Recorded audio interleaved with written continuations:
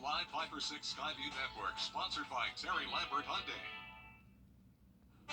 Well, enjoy these nice warm fall temperatures because some mighty chilly air is headed our way. I'll tell you when it's going to arrive and how to prepare for it. All coming up. Right now on News Channel 6 at 6, big changes on the Augusta Commission agenda, what they decided about renaming 3 places in the city. Plus, getting justice for murder victims. We'll hear from local families coming together to get answers. And a facelift for the Bell Auditorium. We'll take you behind the scenes as Your News at 6 starts now.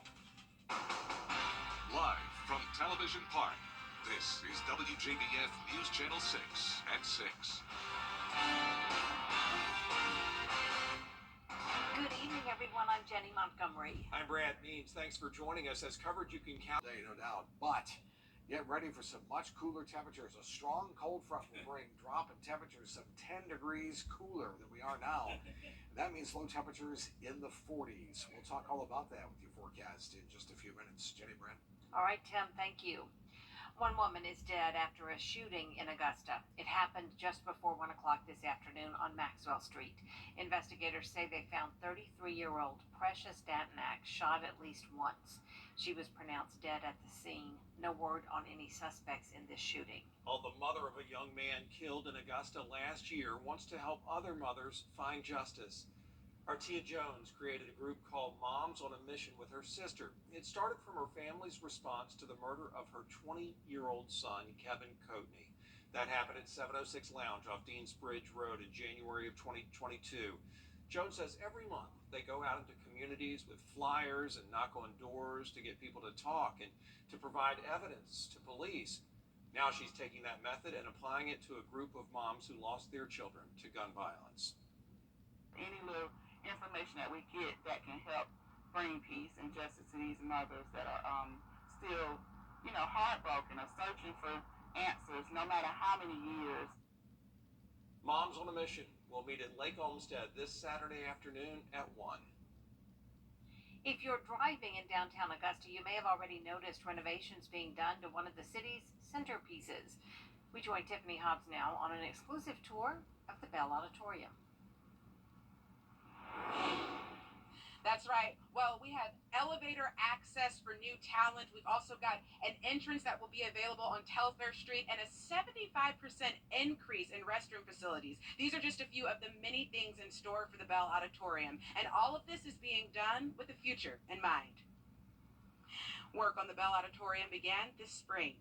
Leaders on the project are hopeful this is just phase 1 of redevelopment for the Augusta Entertainment Complex.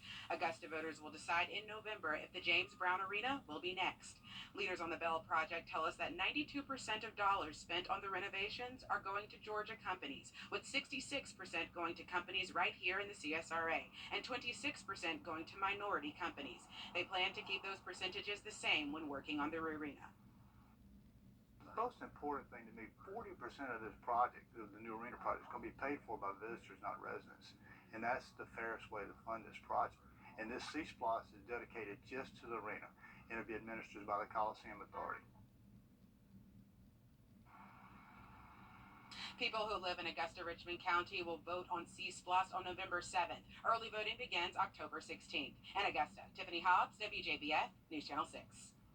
Georgia high school student athletes could soon be paid for endorsement deals, just like the college student athletes.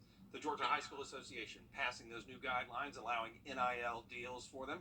The new policy takes effect immediately across the state. Some parents we talked to say adding money to the equation could take the fun away from high school sports. From 8U all the way up to their senior year, it's all been about fun, competition. And when you start bringing money in it, it could become a job. You know what I'm saying? Like, man, I got to get this instead of a dream. The McDuffie County and Burke County School Districts are going to talk about this over the next few days and figure out what to do going forward. We reached out to other districts in the area as well, still waiting to hear back from them. Still ahead, our special report on child trafficking. We'll look at how our local school districts are protecting students from becoming victims. First, though, we'll look at what's ahead tonight on News Nation. Get ready You only have 6 days to shop, 6 days to save, with 60-month interest-free financing starting tomorrow at the Rooms to Go Fall Holiday Sale. Tonight, we continue to look at child trafficking in the CSRA. Middle and high school age students are prime targets to become a victim. So how are local school systems working to protect your child? Barclay Bishop looking for answers in her special report, Hidden in Plain Sight. And the secretive nature of trafficking makes it hard. Makes the game smile. Hard to identify a student who is a victim. It's a challenge many school systems face, especially in Richmond County, where Dr. Aronica Gloucester is the Director of Student Services. That county has the highest number of possible child trafficking victims in all of Georgia. So I went looking to see what's being done to help these kids. What we have done in recent years is really try to bolster awareness. She says they do this several ways. Richmond County investigators will talk to staff members about what to look for in a victim, and they teach a mandated state program so staff members know how to teach students to make everybody aware. We implement a curriculum for our students in elementary, middle, and high school that helps them to just be aware of how they can keep themselves safe and some of the dangers that are lurking. In Columbia County, the school system hired a district-wide training officer who started this year. In addition to security and safety training, he's also training staff on student behavior. A teacher can have the most impact on a student, but if they notice that a student's being something different, who do I report that to, and what am I looking for? The district's police chief, Gary Owens, says that new hire is their way of taking a proactive instead of reactive approach. We do a lot of partnerships with Columbia County Connections, with the district attorney's office, with the judge's office in juvenile. So working together as a collaborative, and all of us working together with the district trainer, so we all put out the same information. And information really is key when it comes to tracking students.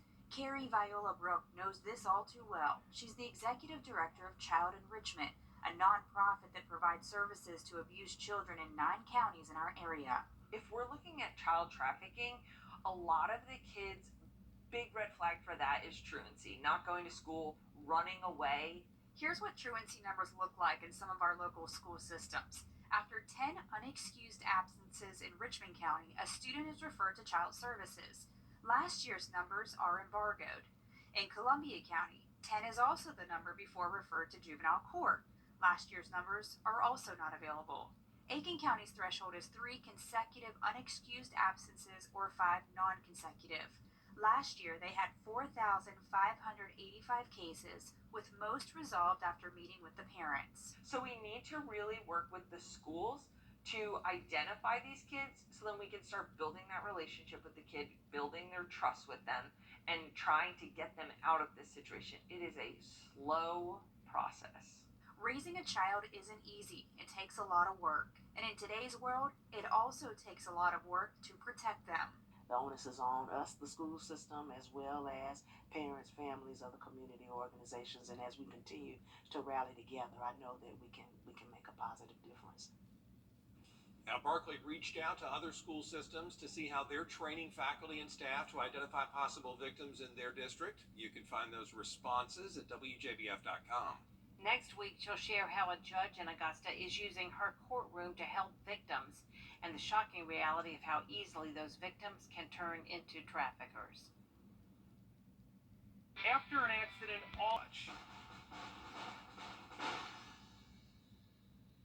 A leg and thigh dinner from Bojangles for just $5.99. A leg and thigh dinner from Bojangles for just $5.99. That's what I said. A deal so good it's worth repeating. Eat and repeat while it lasts. It's Bo time.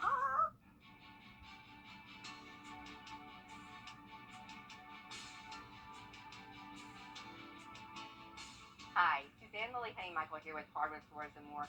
Welcome to our showroom located on Washington Road in Evans.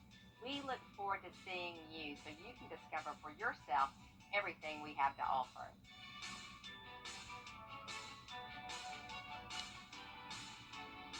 Hardwood Floors and More. So much more in store for you. Congratulations, News Channel 6. On 70 wonderful years. Big wreck? More than a year after her son's murder at an Augusta nightclub, a local mother formed a group to hit the streets with other moms in hopes of getting answers about the crimes. News Channel 6's Renetta Dubose tells us about Moms on a Mission.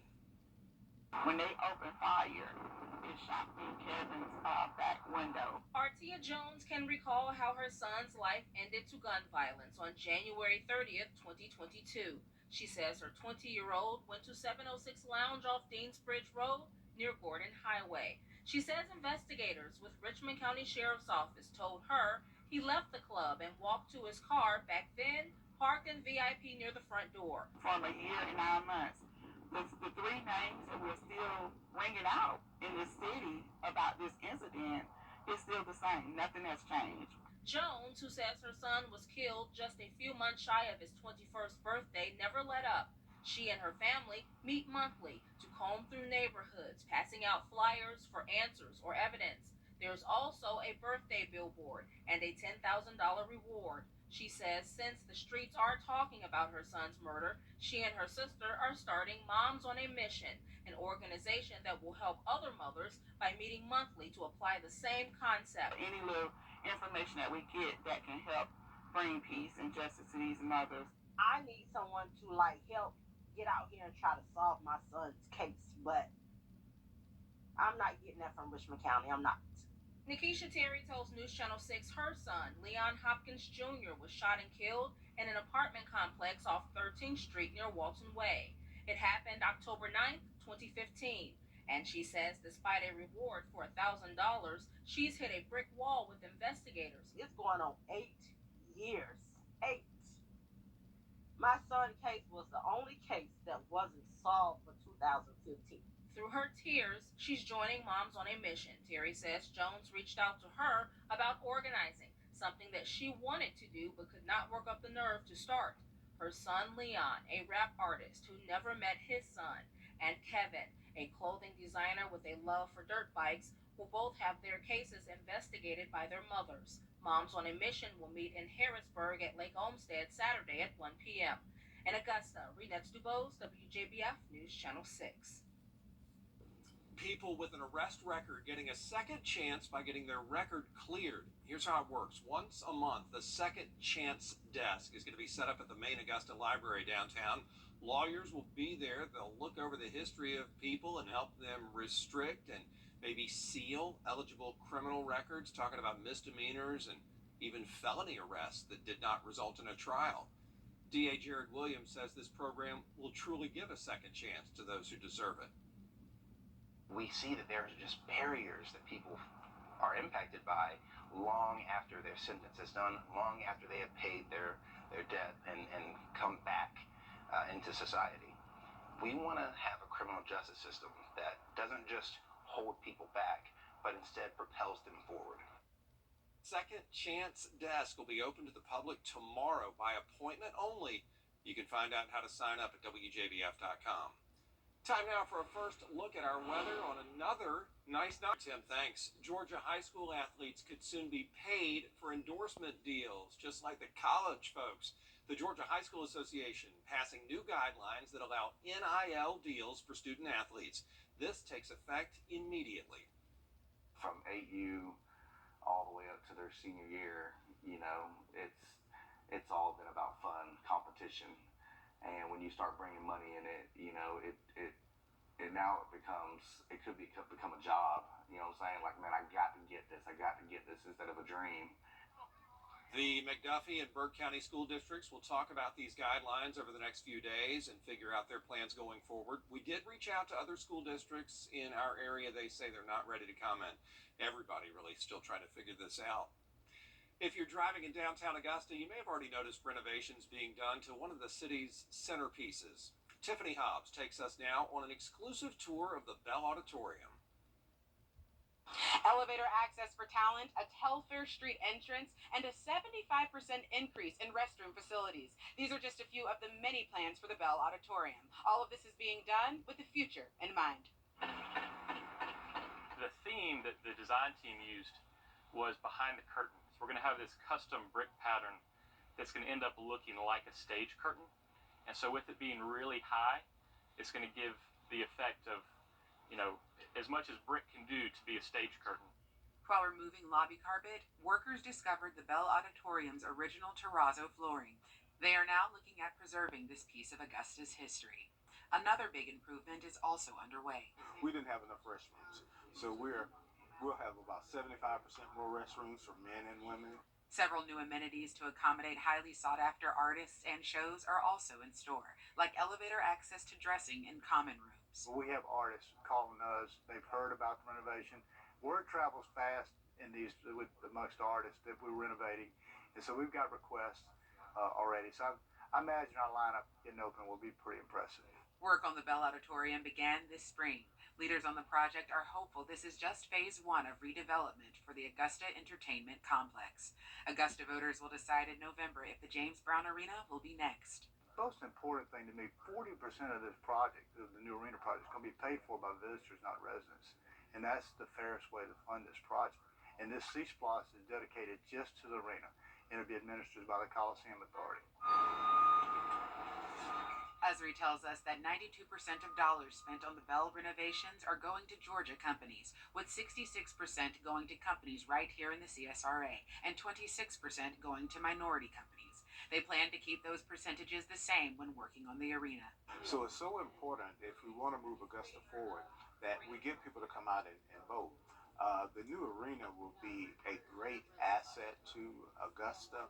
Augusta Richmond County residents will vote on C-SPLOS on November 7th. Early voting begins October 16th. In Augusta, Tiffany Hobbs, WJBF, News Channel 6. A solemn event to remember victims of domestic violence. South Carolina holding its silent witness ceremony today. Jason Raven reports. Officials say this yearly silent witness ceremony is to remember those who lost their lives due to domestic violence in South Carolina, but to also raise awareness about survivors and this issue. But Tuesday morning, families and friends remembered their loved ones who no longer have a voice. The names of 29 women and 7 men from across the state who lost their lives in 2022 due to domestic violence were read. Family members carried life-size silhouettes representing the victims, and a bell was rung for each victim. Each one of those wooden carve-outs was a life that was snuffed out in its prime. You know, people who were murdered by their significant other, their spouse, or their boyfriend or girlfriend. It's always tragic to see, but it's a constant reminder that we should always be vigilant in working to try to stop that from ever happening to another person ever again. A 37th silhouette was held up to represent potential unknown victims of domestic violence during the ceremony. In Columbia, I'm Jason Raven. A new name is coming to an Augusta City Park. Commissioners voting today, 6-3 in favor. Where you live, no matter where you are.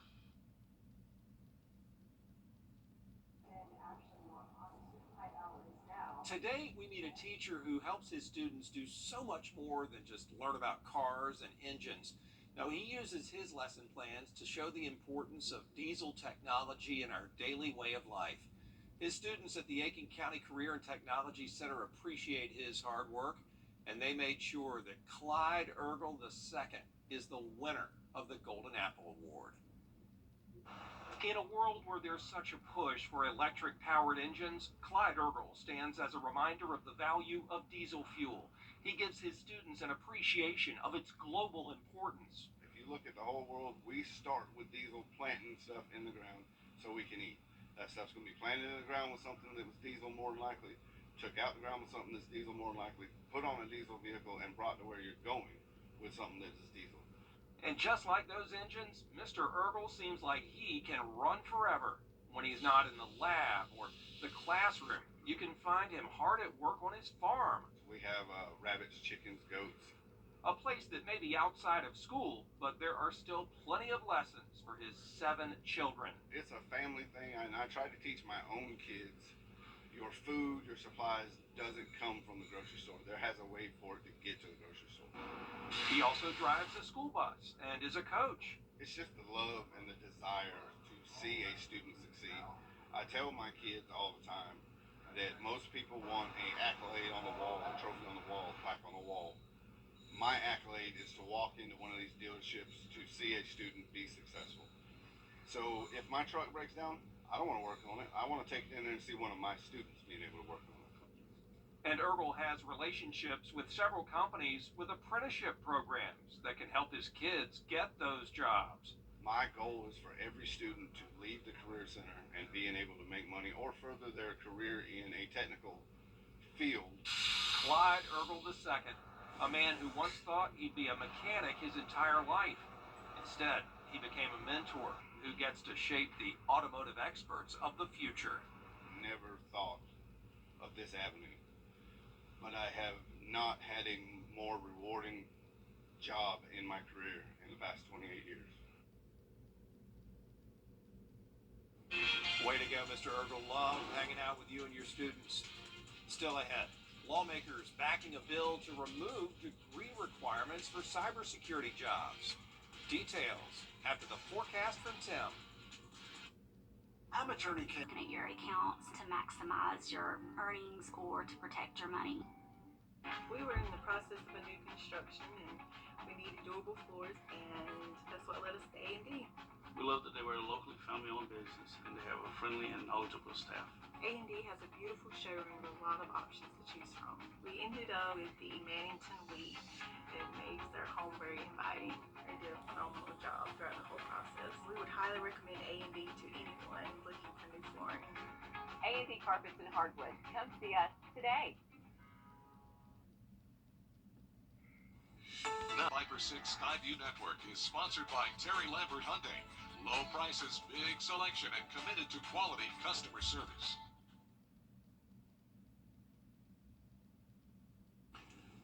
You know, one of the hottest areas when it comes to the job market these days is the world of cyber. There are more than 700,000 job openings in the cybersecurity field right now. Problem is, not enough potential workers to fill a lot of those slots. We see it right here at home with Augusta University's School of Computer and Cyber Sciences constantly churning out graduates, and most of them walk right into jobs that pay really well. So what are lawmakers doing at the national level to try to improve things cyber-wise? Jesse Tenor reports. Government employees should be the best in the business. There's a major shortage of experts to combat cybersecurity threats in the U.S., and many lawmakers blame one requirement. Even entry-level positions in the federal government require a 4-year degree. South Carolina Republican Nancy Mace and California Democrat Katie Porter are working to eliminate the degree requirement for federal cybersecurity jobs. Some of these young people literally have the skills to hack these critical systems, but they can't get their foot in the door for employment at the same agency. Mace, who taught herself to code, and Porter, a former college professor, say many cybersecurity skills are self-taught. There's not one type of educational experience that's always going to make a cybersecurity professional the best of the best. Supporters of their legislation stress less than half of the U.S. workforce now holds a bachelor's degree. Eliminating unnecessary degree requirements isn't just good for business, it's good for workers, and especially minority workers. Maryland Democrat Jamie Raskin and Kentucky Republican James Comer argue the change will make the industry more diverse. Ensure that the federal government can hire any qualified cybersecurity professional, even if they do not have a fancy degree. After passing the House Monday, these lawmakers say the bill has a good chance, since it mirrors a Trump executive order that President Biden continued. Now we need to make it permanent in our law. I can think of nothing more bipartisan than this. In Washington, I'm Jesse Tenor. Still ahead, an NBA superstar with an interesting look for his team's media day. We'll tell you about it when we come back.